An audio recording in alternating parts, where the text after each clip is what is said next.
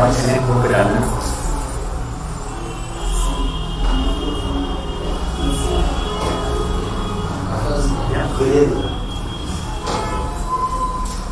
Good afternoon to everyone over here, those who are here with me, as well as those who are online. My name is Dr. Sonia Malik and I am the Director of Southern Fertility and IVF. We have a very, very interesting activity here today at Southern. We are all gathered here on the occasion of the International Women's Day, and we wanted to celebrate this in a very different manner. We have with us a couple of our patients who have been very, very dear to us, who have been a part of our journey through the journey of infertility, through this journey of treating patients who have had this kind of a problem. And I think it was just appropriate to call everyone together today to discuss what it has been to go through this entire process of having a child, assisted or not assisted, normal or whatever way they were wanting to have a child. But reproduction, as you know, is a wonderful thing, and it is a part of anybody's life. So therefore I have with me here today my patients, my dear patients, Mr. Garidhar, he is here right next to us, and his wife is Rita Mishra. They have been with me for the last 3 years. Then I have Sangeeta Behel with me here. This great lady has been with me for the last 16 years. Amazing companionship, amazing friendship we've developed over the years. And then here is Vrinda Mathur, a wonderful young girl. Today's the representing modern India. This is Vrinda here. She's a financial wizard. And then I have Neha. Neha is a professor in a college, again representing modern India. And now we need to understand what are their thoughts about reproduction and what they have actually done to achieve what they have. So I'm going to ask them a couple of questions instead of they asking me, because every time we meet in a consultant chamber, it's the patient who asks the doctor. And today it's my turn to ask them how they have felt when they have gone through this journey of reproduction. So my first question would of course be to the senior most, that is Sangeeta Behel. She's been with us for the last so many years, and she came to me when she was 38 and she was wanting to have a child. Sangeeta had been flying as an air hostess, and then she decided to have a child, and then she came over. So here's to Sangeeta, who is a great achiever. We shall talk about it as we go through it on and on. So Sangeeta, what would you want to say when you first decided to have a child at 38? I wanted to be with the right doctor. So I researched and found out in those days internet was not that easy to access, but I found out that Dr. Sonia Malik was the one who would help me aid my process of pregnancy. And when I got pregnant, I went to her, and my journey from day one till I delivered my baby boy has been one of excitement. I never once thought that I'm an older person, and she never made me feel like that. She would say, take precautions and be like this. And I was working, so it was just easy for me to be active all the time. And my consultations with her were very, very energizing, and I have, with her help, delivered a boy that I'm very proud of today. And it's just been amazing being with her. And now, post my child, I have still maintained contact with her. Every other occasion I try and meet her, and here on Women's Day, I mean, what more to celebrate than be with her. So then Sangeeta, thank you so much. And of course we've been meeting off and on, like she said, and we've always gone back to her. The most amazing part about her personality is that Sangeeta, after she's finished with her family, she probably wanted to have another child, but then she decided against it because she was already 38. And am I right? That's right. And then after that, what could you imagine she's been doing? She's been climbing mountains at age 50. So look at the determination of this woman who climbed the Everest at age 50, from 38 to that time, rearing a child, and then once the child is good enough, old enough to take care of himself, she she decided again to do something which she was very fond of probably earlier and she didn't realize. So can we have something about your climbing part of it? That shows your personality again as a determined woman. Today we are talking about women on Women's Day. My mountaineering pursuits actually happened just by fluke. You would say I was never a person who went to the gym, but very, very active. So my husband, who's an ex-Doon school boy, he once asked me that I'm turning 50 and I was nearly 47 at the time, and he said, I want to go and climb this mountain Kilimanjaro. I was very good in geography and this is on my bucket list, and would you like to come? And for me, I've been always taking challenges, and I said, okay, let's go, kya karna hoga? And he said, we'll have to train, we'll get cardio fit, and the journey began. So I summited when I was nearly 47 with a bit of training, and ever since that time the journey continued, and I decided to do the 7 continents of the world. So Everest was last year at 53, and as I sit here, I'm 54 now, a month back. So the real thing is, if you have passion in life, and I have always believed that nothing is impossible, and age is never a barrier to achieve anything. Whether having a baby at 38, well, this was my second baby, so that's why I'm sitting with the doctor now. So that's what it is. I think that's what all this day is all about. It's about bringing balance into your life. It's talking about what anybody as a woman can achieve anything if you have the determination and if you have the correct approach to what you would want to do. So that is what assisted reproduction is also about. It is just the approach. So from there, from Sangeeta, I move on now to the modern girl, Vrinda Mathur. Vrinda, I think it would be good if you talked about how you have approached reproduction, because yours is a very different concept, and I'm sure many people would be interested to know what your thought has been on reproduction since you are not married. Thank you, Dr. Malik. I think my introduction to reproduction was also by fluke. A lot of my friends who were in the assisted reproduction process had been to Dr. Malik, and they had been great examples of them having delivered babies at later ages.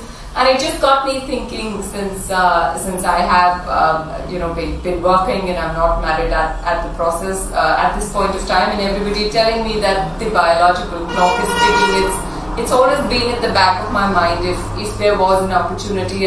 And today, in this day and age, you keep hearing of examples of people having children with assisted means, etc. And I somehow, of probably all the investments I would have made till now, I think probably banking my eggs has been one of the safest investments, I'd say. It's been a great experience. I think a little difficult for a single woman to sort of go through, but I think once you get over the initial inhibitions, with friends and families, etc., supporting you, it's a relatively easy process, and I don't understand why.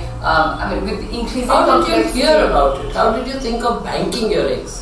I think it's just social media, friends who've been through it, friends who had encouraged me to do that. Would you encourage other girls as well? Would you want your friends to do it? I'd say the moment you cross 30, whether or not you're pursuing, people are pursuing academics till later ages. Doctors, for example, end up studying for such a long time. I think it's a great idea. I'd encourage everybody who's single, let's say beyond the age of 30, it's a great time to. Why do you say this word 30 again and again, this age? We are getting patients who are coming to us at a later age. Do you think it's a good idea to preserve eggs at 38? Like, suppose she wanted to come and do that at her age. Would it have been a good idea? So from your perspective? So from my perspective, I think I realized it a bit too late at 36. I think you're probably the doctor. You probably advise that there are various factors like egg reserve ratios, etc. Yes. Much better when you're younger, a little difficult when you're older, but still, I think I was advised by friends, etc. that frankly, any time between 30 to 40 is a great idea. I don't see any reason why one shouldn't contemplate it. I'd like to encourage as many people as possible to do it. Yeah, so I think Brinda has done a good job. She thought of it, and she's, sort of kind of reserved her future. So when we are talking of, again, I come back to the same thing, balance for better balance.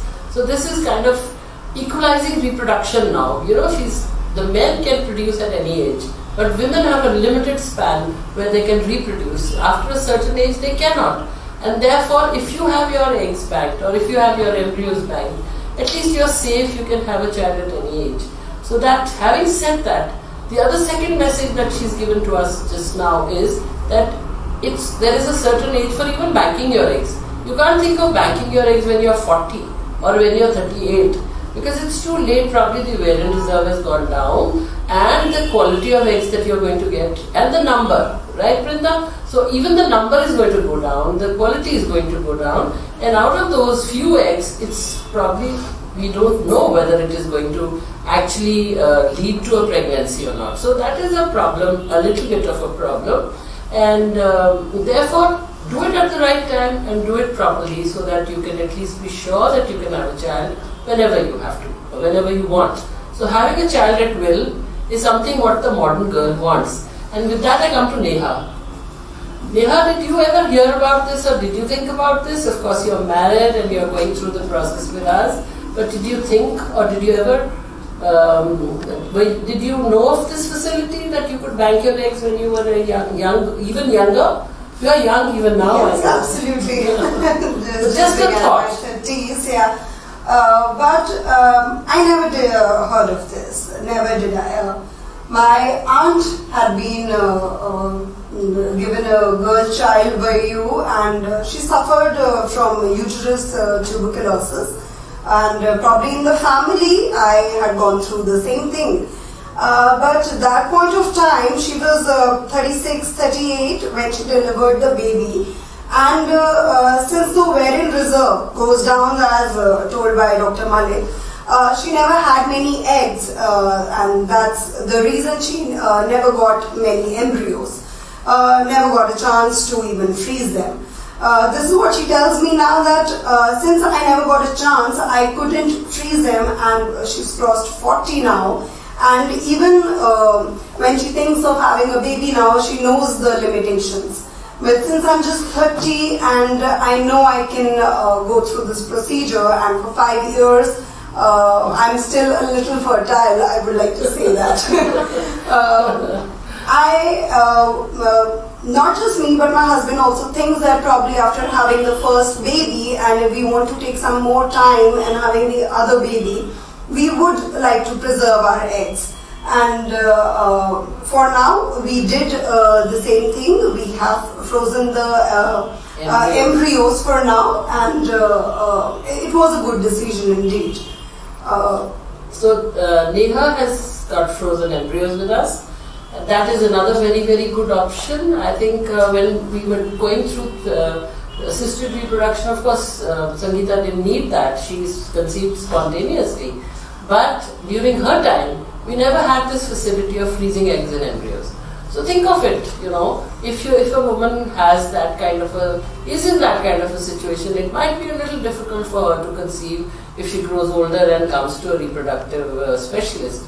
So therefore, time is a great factor, and I think Brinda and Neha, being the younger generation of modern India, the true women of India, they are thinking of their reproduction at a much younger age. As we used to say, now this is called balance. They are balancing their careers, they are doing what they want to, and yet they are thinking of reproduction. So Neha is a professor in a college, Vrinda is a financial wizard, so therefore she thinks of banking, and she's therefore banked her eggs probably. But then, yes, this is a very, very good option. We come to the gentleman side of it now, and we have Mr. Mishra, Dr. Mishra with us. We all congratulate him today because he's just received his PhD degree this morning, and he has been with us in a very, very strange and interesting, I would say interesting, but very stressful journey. And he and his wife came to us about 3 years ago with a problem wherein Fibroids, multiple Multiple, fibroids. yes, multiple fibroids. So would you like to talk about it a little bit and tell them what you've gone through? Actually, my wife was very worried about her illness, and it is the dream of every lady to become mother. And I was also worried, what can we do? So ultimately we thought of, we heard of Dr. Sonia Malik ji, we contacted her. So she operated my wife, removed all the fibroids, but again the situation was prevailing that she couldn't be mother. So that was the dream that was spoiled. So we thought of surrogacy. Dr. Malik advised us that we should go for the surrogacy. But surrogacy word is quite simple, but it has a lot of aspects, financial aspects, emotional aspects, family aspects. So at first we were astonished to hear the word surrogacy. But we thought, what is the problem if you are not, I mean to say my wife is not going to become a mother, but we should have a child. Either we can use any other mode of delivery. I don't know whether I should say Lord Balram, who was elder brother of Lord Krishna, he was also born using the technique of surrogacy. That's right. So I think if Balram was born, then why not we should have a baby through surrogacy. So we decided to opt this technique, and was it your suggestion or what did the suggestion come? Well, it was my suggestion. Yeah, of course. But how did you take this? Was it very, very difficult for you to decide or for your wife to decide? Actually, it was difficult for both of us because it was a new concept for us. Although we have heard in newspaper that so many celebrities have gone for the surrogacy, but for a common man, it strikes in a different manner. But then we thought, at that time I was doing PhD, so I thought, what should we do? You cannot conceive any baby, so better we should go for the surrogacy, and I supported her fully in all respects. So when we decided that we will go for the surrogacy, that was the final decision, and we got a baby previous year. We have a baby girl, and we are very happy, and that credit goes to only all of us. It goes to the whole team. Yeah. And in the team I include you, because basically if it hadn't been for you, we would not have been able to do that's it. true. So all of us together have done it. My question to you is that you have probably heard of the surrogacy bill which is coming shortly. Yeah. As a patient, as a person who's gone through it, would you think that the changes that they are trying to make in the surrogacy bill are appropriate? I think they are inappropriate, because one change which I have heard that a surrogate mother should belong to family members. How it is possible? We are living in our Indian society, so we should frame bill as per the need of Indian society. That is the first perspective. Second, there will be many couples who might not be having any female relatives. What will happen to them? How could they opt this surrogacy? And third, this stringent part of relative, it should be removed. It is my suggestion, because that is not appropriate. And of course it is true, government has brought, considering that there are so many weaker sections who are opting this process to birth and earn money. That part is quite okay, but at the same time we should also consider about the fertility of those people, infertility of those people who are not having baby. Yes. So what should be the remedy? Remedy is best. This clause should be removed, or this receipt part should be removed from the bill, that it should be confined to the relative. Anybody. Of course, anybody should. But one amendment may be there. It should not be made commercial.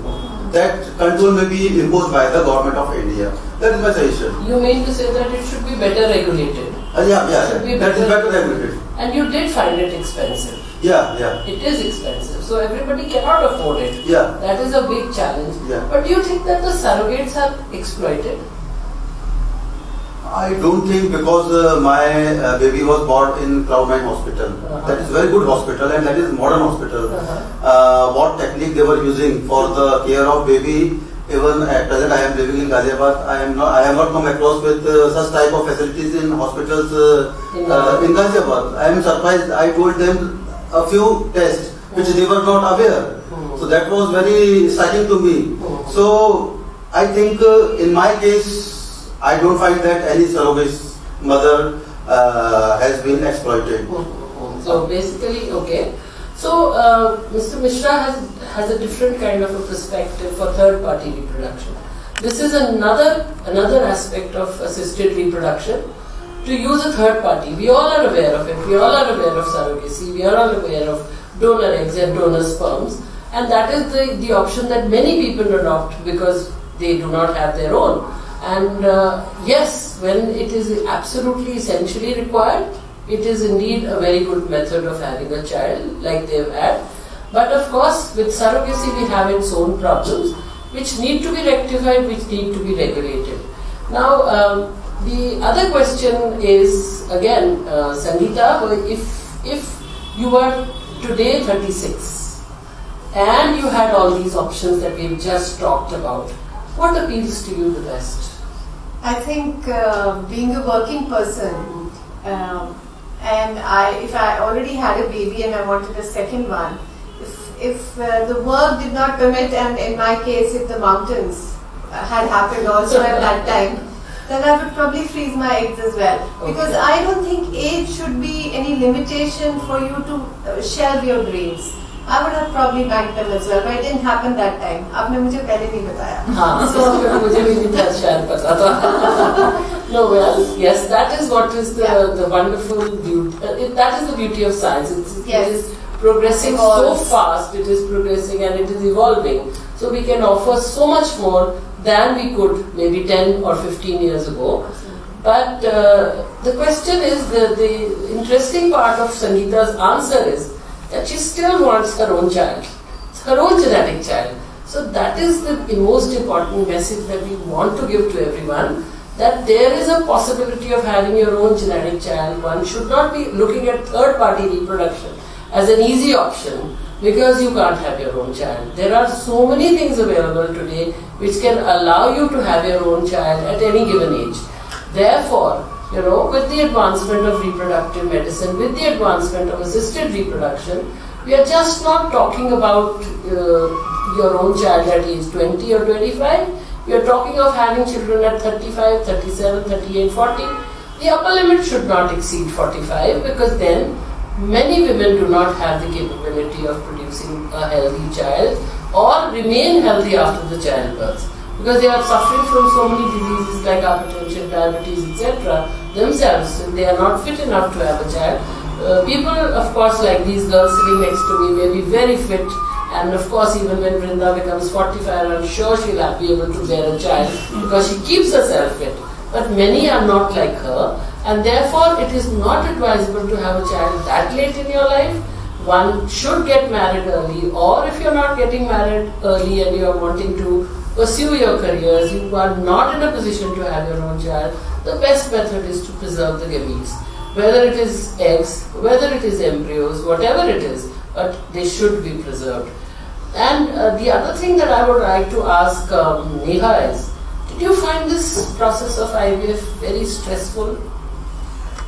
I fear injections. I hate needles, and every day getting to have almost 2 injections.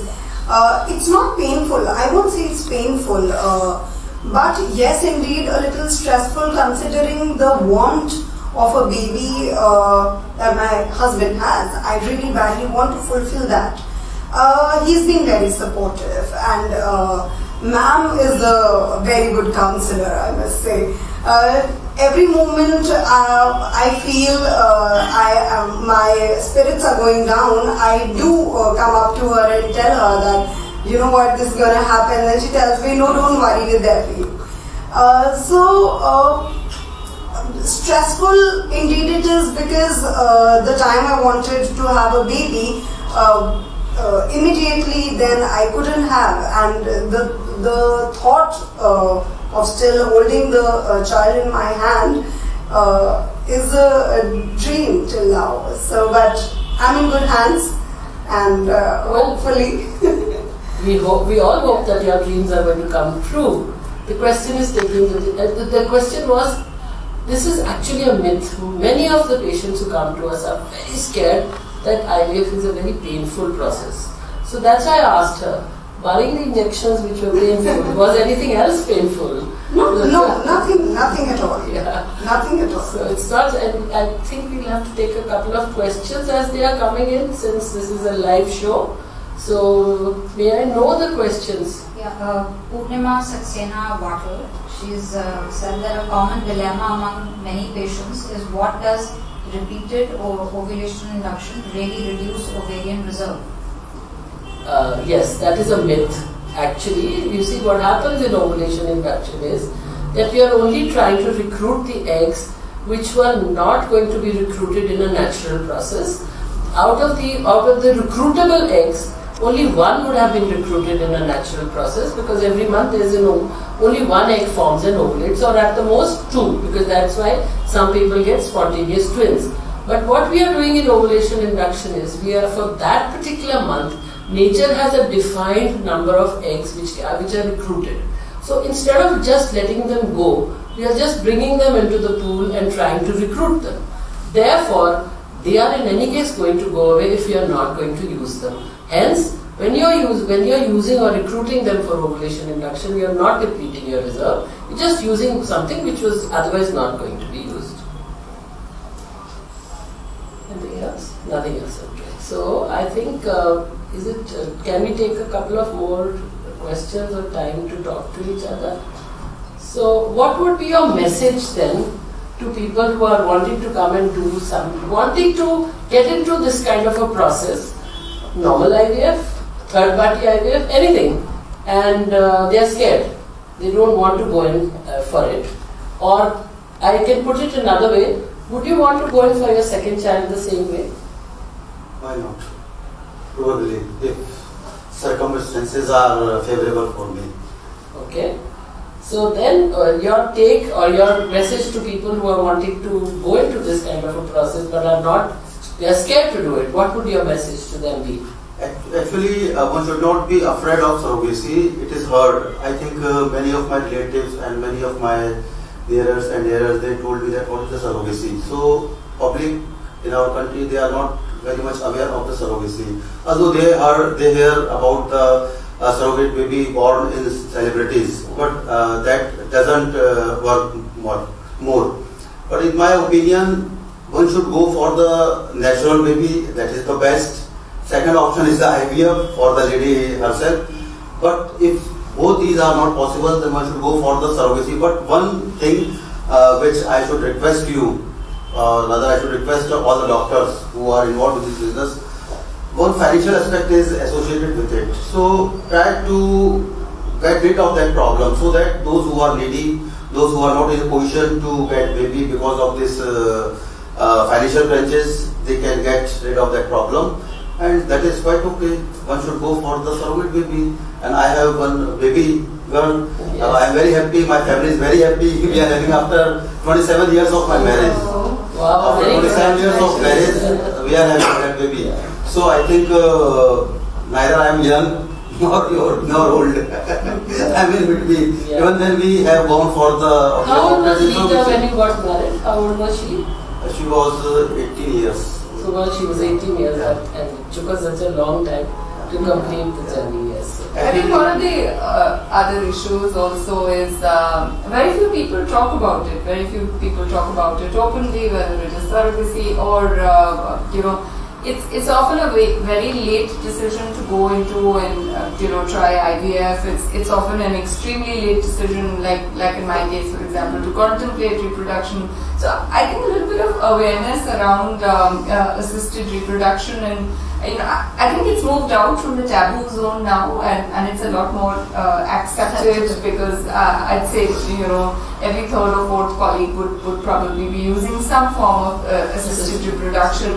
But I think talking about it, more forums like these, doctors coming out and talking about this, that is going to be extremely helpful, not only for us, but also for the younger generation and for the generations to come, because lives are just getting a lot more hectic day by day. So it's very important to keep this somewhere in the back of your mind, and besides and keep societal pressures, taboos, etc. aside. So more you talk about it, however possible. I'm not sure how the community can achieve it, but that's very important.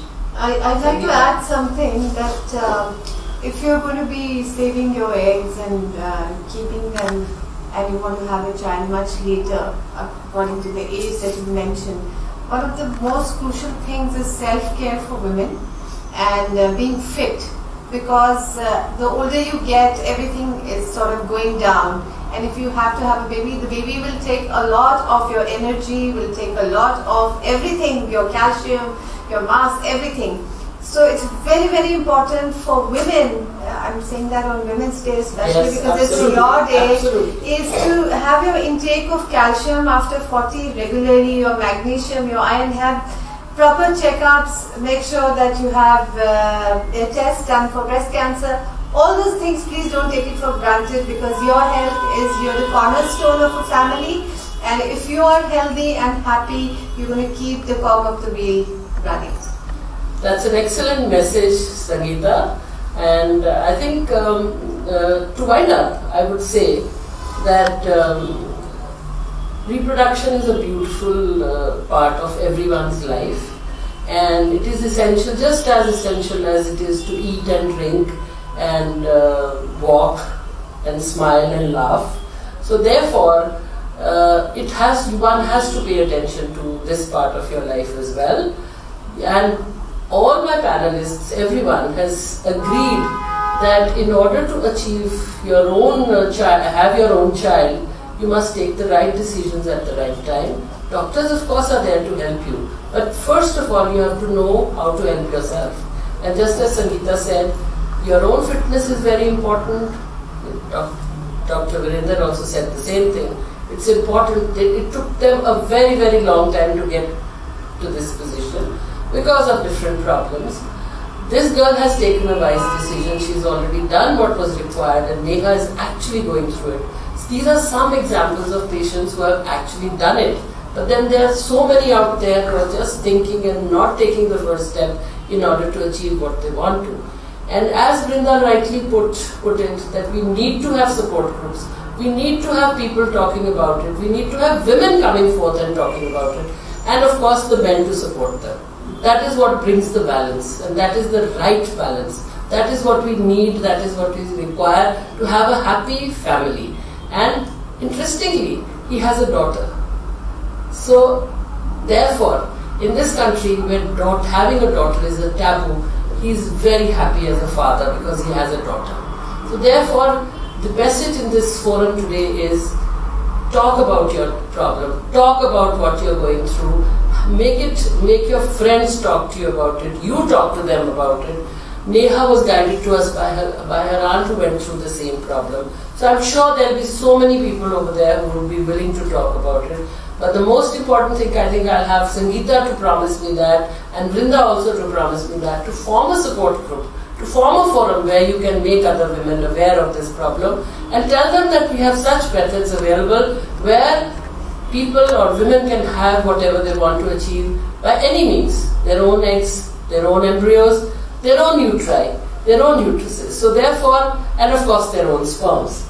Otherwise, it's not possible to have a child. And I thank all of them to be here with me today on this special day, on International Women's Day, and having such a wonderful panel with all of us. Thank you so much, all of you, for being here. Thank you. you. Have really Thank you. proven to be such Thank good you. people. Thank you so much. Thank you so much.